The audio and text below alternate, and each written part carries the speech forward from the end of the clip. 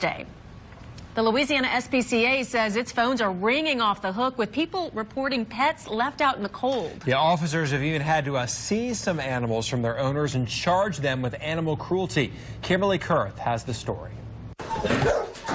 Michelle Ingram with Zeus's Rescues is making sure the animals in her care are staying warm. We have tons of blankets down because even though we're inside and the heat's set to 75 in here, the floors are stone and they're still cold. Just like at your house, a tile floor is cold. Ingram has even taken in dozens of puppies to protect them from the freezing weather. We took in 24 last week with their mama dogs from the Humane Society of Louisiana because they were running out of indoor room and they were about these puppies being out in the cold, freezing. So we took in 24 last week. We still have about 11 of them left. Whether it's a warm blanket to sleep on or even a sweater to wear, protecting your pets is critically important when temperatures dip this low.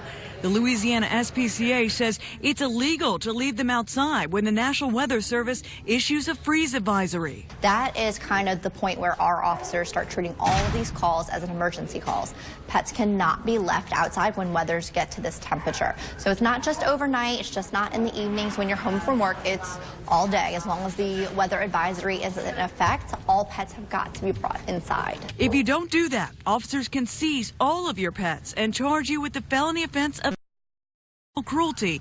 The SPCA says their officers are working 24/7 to respond to all of the calls they are getting right now about pets being left outside in the cold.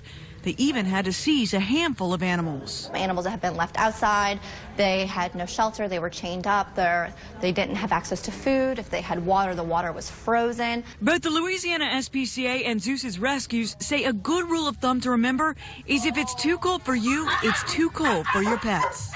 Also, a good tip is that a lot of these feral cats that are out in all of our neighborhoods are going to go into your cars tonight when you get home because the car engine's warm. So when you go to start up your car tomorrow morning, you can't just blow your horn or hit on top of your hood and let those feral cats get out of the engine block before you start it up and start to drive away. If you are charged with animal cruelty, you won't be able to get your pet back until your trial date.